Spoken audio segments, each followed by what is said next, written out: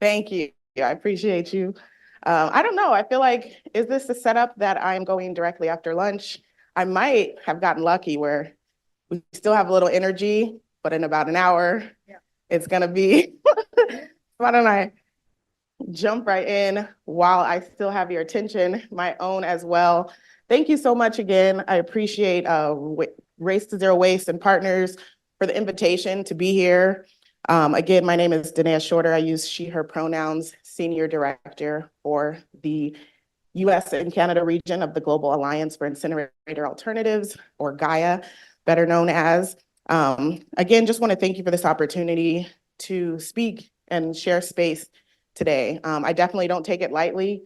I appreciate being able to speak and be in a room with people who appreciate a topic as not lighthearted as waste, colonialism, and environmental justice.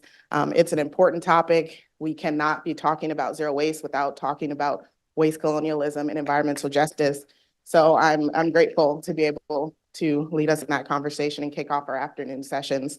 On that note, I, of course, want to acknowledge the Indigenous and Native land that we are on, always. I'm native here from East Bay, but coming over here to the unceded Ramaytush Ohlone, occupied Ohlone territory. I'm grateful to be here. Want to acknowledge the land that we are sharing this space on today. I acknowledge and honor and thank the Indigenous people and who are the original and current caretakers of this land.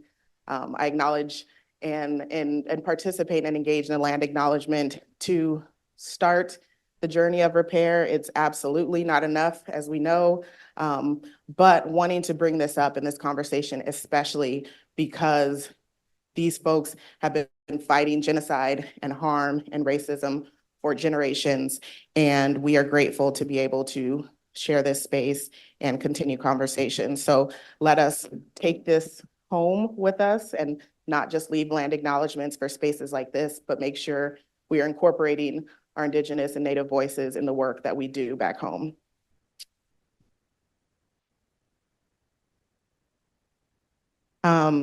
So yes, this is one of those topics that, again, I'm grateful to know that it was and that it is important enough and critical enough in this space that it is, we are kicking off this afternoon's theme on waste colonialism. So I'll be speaking a bit to those intersections. Obviously, zero waste, we can't talk about zero waste, environmental justice, waste colonialism without integrating and knowing that they are inextricably linked. For folks not as familiar with GAIA, are you doing my slides? Thank you. GAIA, we're the Global Alliance for Incinerator Alternatives. We are a global network of more than 800 grassroots community organizations from over 92 countries around the world. We are occupied in 6 different regions. I coordinate our US-Canada region and have colleagues over the globe where we get together local, grassroots, community-led organizations that are strategizing and doing joint campaigns around zero waste and environmental justice. Our vision on the next slide, we continue to catalyze global shifts when we're talking about the zero waste movement. We are all about being rooted in community and being led by community and really envisioning a just and sustainable and resilient world for us all. And we truly mean that. So grateful to be a part of GAIA. I will also flag, I am newly a part of GAIA. I've been with the organization about 6 months now. So you all are my case study on my first platform representing this great organization, which I'm very grateful to be a part of. And just to take a step back as we start to dive into this topic of waste colonialism and environmental justice, really going to the root, of course, I couldn't be on this platform and not talk about incineration. We've got a little bit of background, and on these next few slides, want to talk a little bit more about some of our points of intervention. So at GAIA, we are obviously very rooted in anti-incineration, but with that, we also are thinking about the next steps in post shutting down incinerators. So we're talking zero waste, we're talking plastics, climate and methane solutions, methane action, methane reduction, and then one of our newer immersion programs, EV battery waste, which is another day, another time. And a little bit more just about how we make change as we get into this conversation. I know it can be tough to talk about this, and it can be easy to get caught up in the doom and gloom, but this is important in how we actually make change and how we make change at a global scale. So being able to transform at the local level, change systems, and really build movements for long-term sustainability and scaling.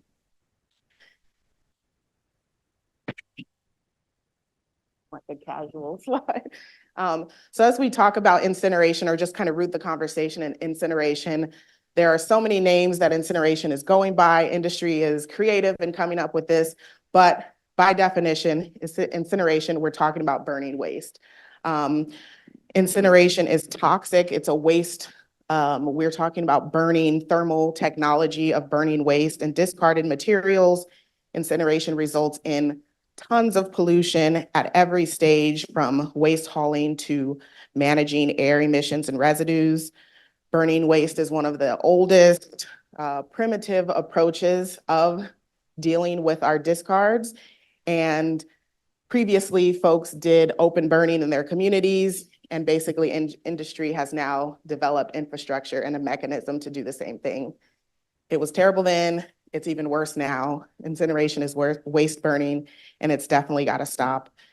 As we continue on, as I mentioned, industry is kind of co-opting new language and greenwashing incineration. So you might have heard some of these terms: chemical recycling, waste to energy facilities, plastics to fuel, pyrolysis, gasification. The list goes on. By the time we leave here, there'll probably be a new term. It is all waste burning. It is all unacceptable as a means of dealing with our discards.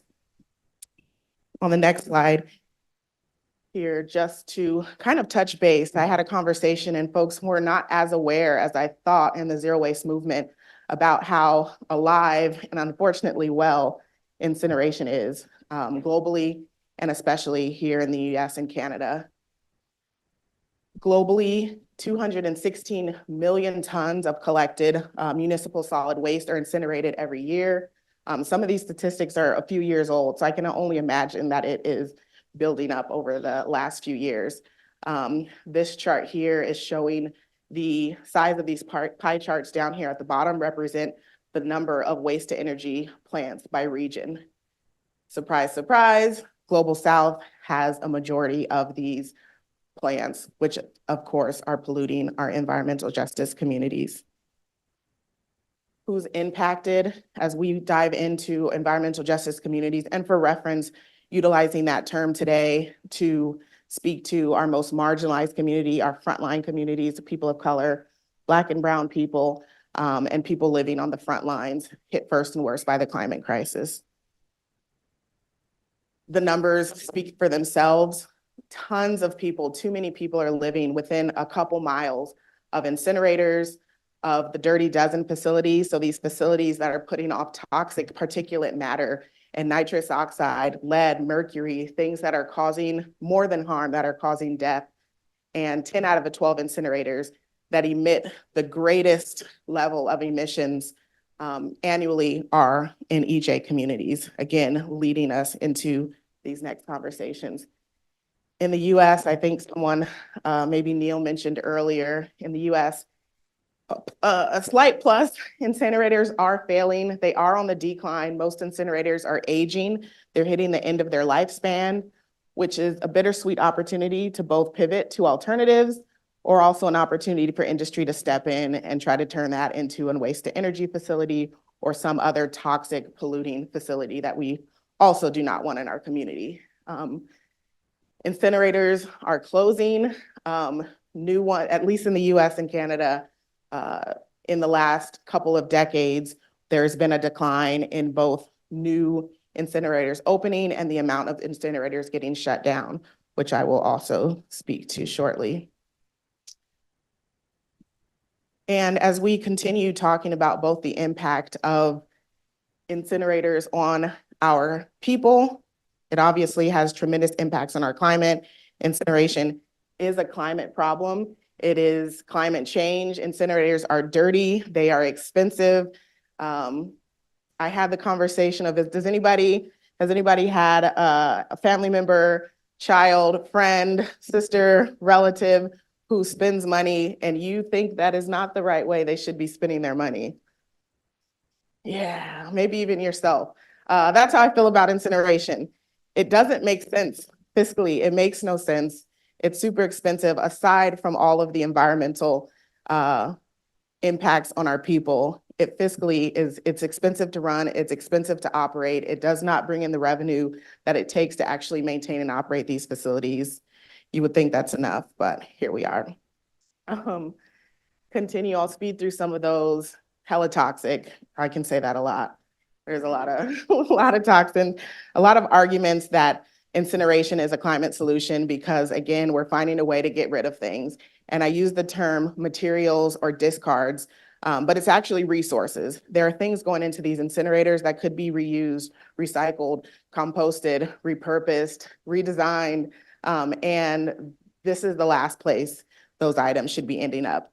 Not only because there's better use for those and higher and better use, but because of the harm it's causing to our communities and to our planet. It's unnecessary and unacceptable. Some more toxic stuff coming out of incinerators, the ash creating air and water pollution.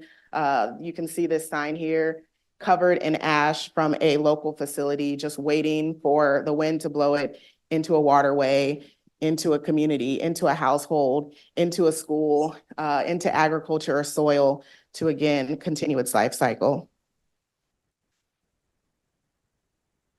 And I'll skip through the next couple of slides. The headlines continue. There's dioxins causing cancer, respiratory issues, heart failure. People are dying, and this is unacceptable. Again, I can speed through these next couple of slides speaking to how toxic these facilities are. And then it all comes down to burning waste. They need to be fed. That is extracting more resources. We need to keep those resources in the ground. We are, once incinerators in these facilities are in communities, they're pretty much in their 20, 30 plus years. And so now those communities are having to deal with those emissions and that pollution in their community, and then the cycle just repeats. I've mentioned a million different reasons at this point, and there's another couple of slides that I could speak to about why incineration is bad, but really wanting to pause here on 58 out of the 73 incinerators here in the US are located in environmental justice communities. Low-income communities or communities of color already experiencing compounded socioeconomic and other forms of harm. So when it gets down to it, incineration is about environmental racism. Again, these are inextricably linked. We cannot talk about zero waste, climate justice without acknowledging and naming the power behind this.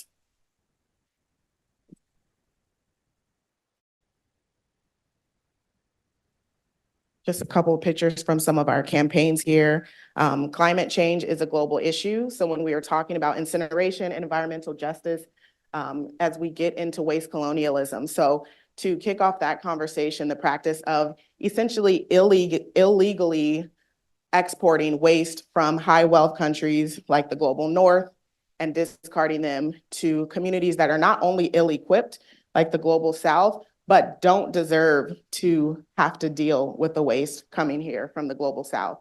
It places that burden on these communities, that toxic and polluting waste, and the building of these facilities in communities that don't deserve it nor can handle it and have the infrastructure to deal with it.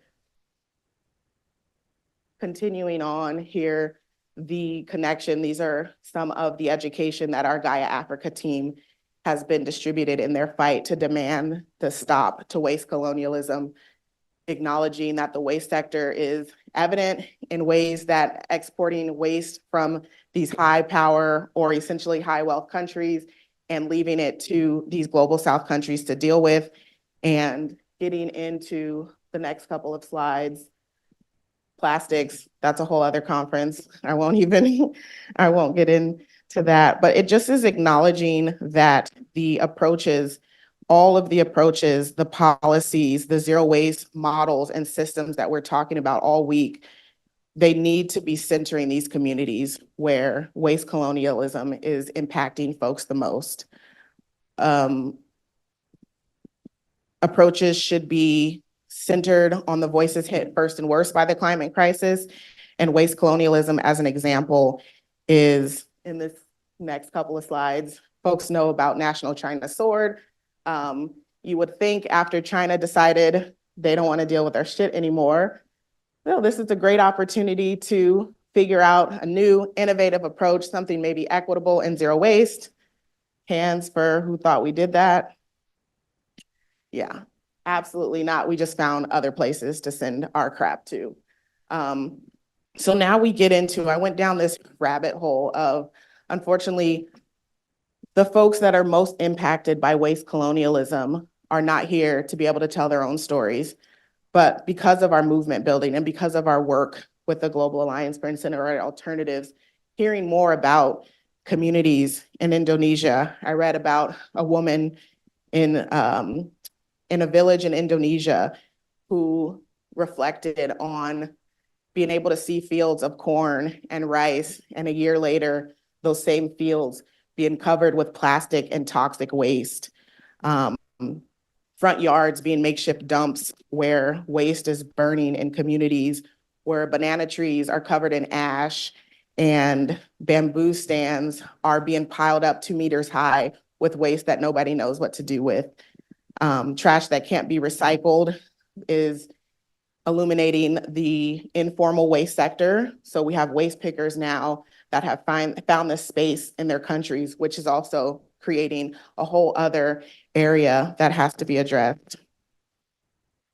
In Thailand, we learned about government not being ready to deal with the same thing that China Sword did and being able to instill and enact policy that limits the exports.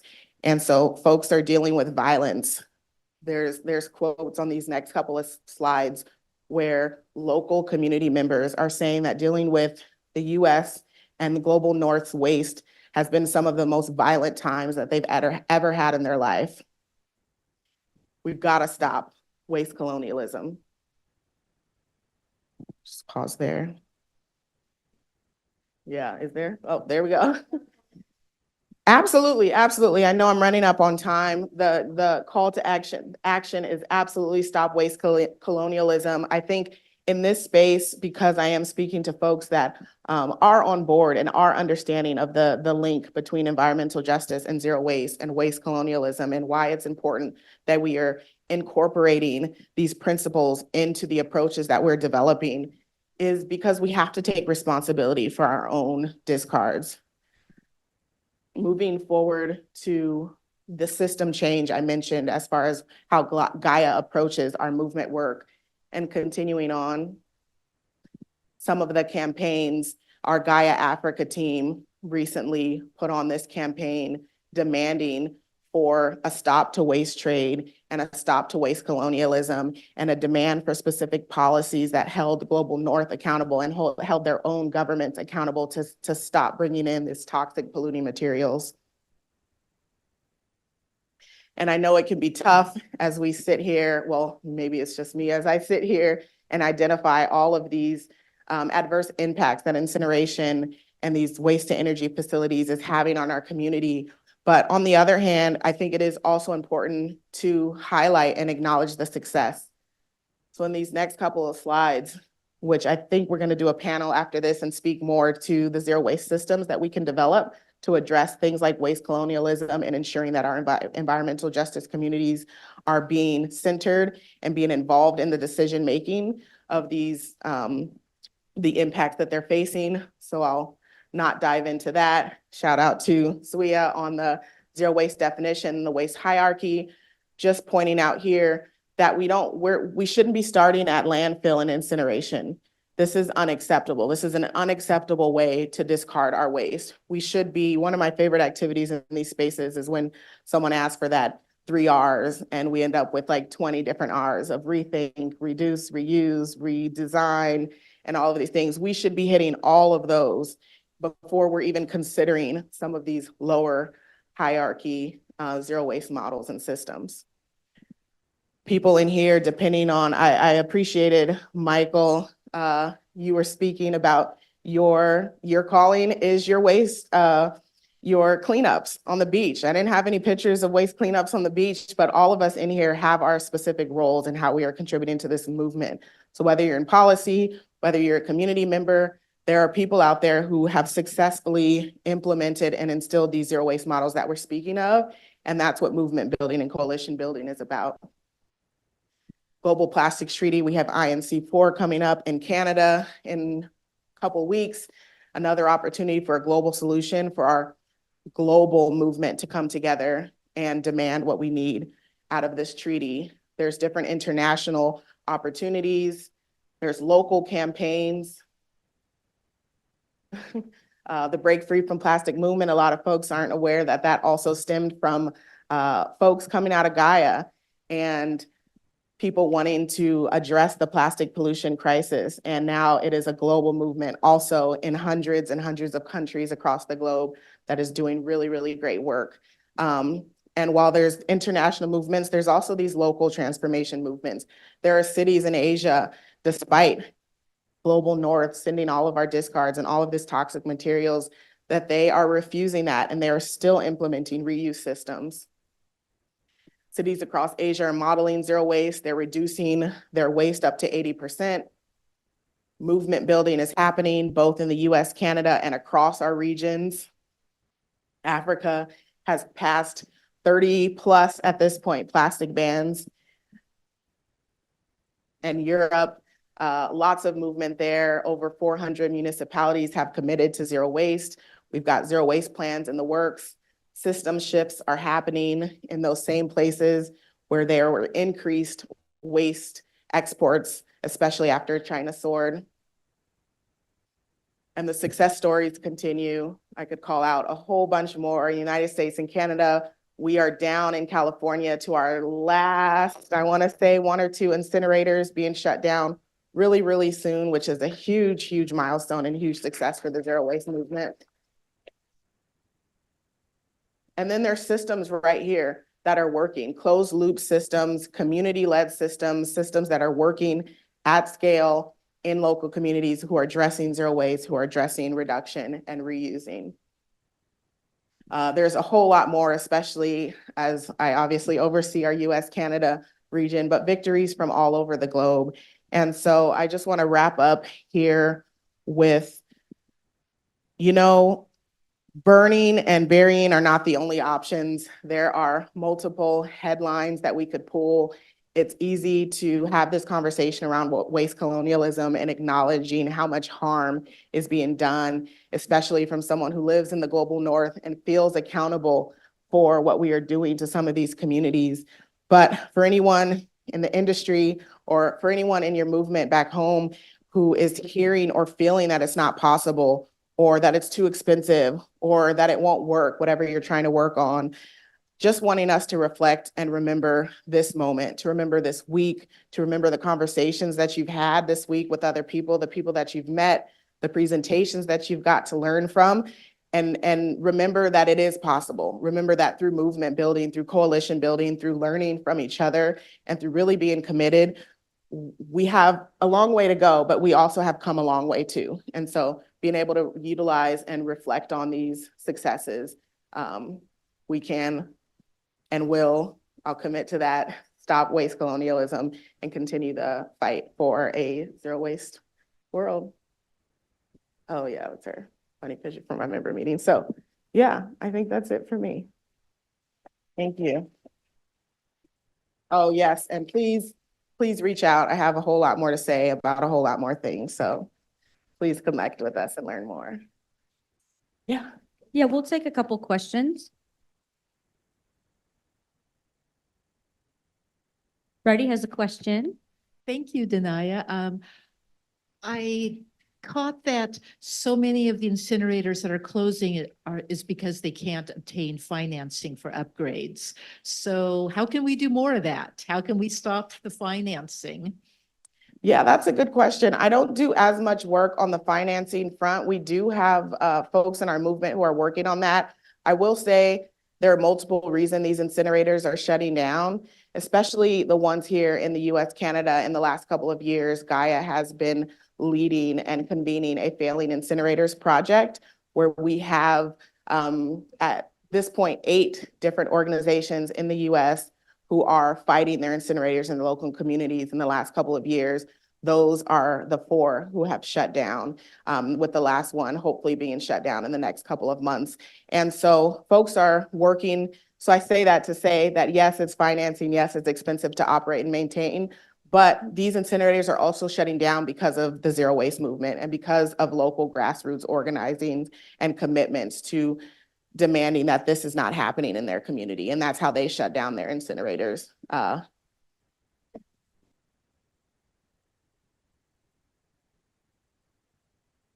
not sure. Dennis might actually be able to speak. I'm thinking about VIP, and I thought Bianca was going to be here. I would have, oh no, I would have pointed to her. But Valley Improvement Projects in Stanislaus County, that's who is currently very, very close to shutting their local incinerator down. And they put out public statement recently that basically asked the city to get out of their contract because their incinerator was no longer financially viable for them.